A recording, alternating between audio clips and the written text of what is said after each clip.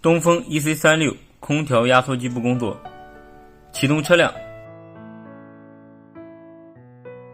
仪表 Ready 指示灯正常点亮，上电成功。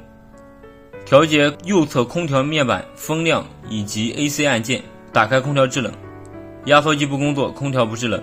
测量空调压缩机高压输入，这是压缩机的高压线，这两条是正负极输入端，这两条是护锁，护锁是空的。像这种高压线可以直接拆掉高压插头直接测量，不需要短接护锁。空调的高压输入正常316伏。测量空调压缩机的低压控制线，这4条信号线，6角是电源，5角是启停信号，4角是占空比信号、调速信号，3角是接地。测量第3角和第6角电源正常，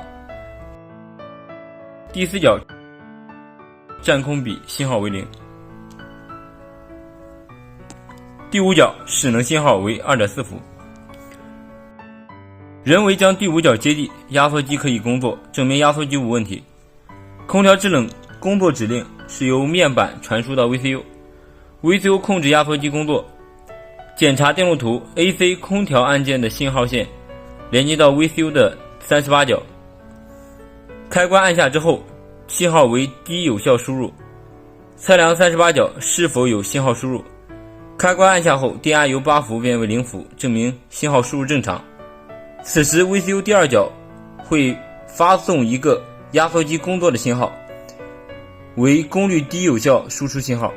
测量信号电压，第2角无信号。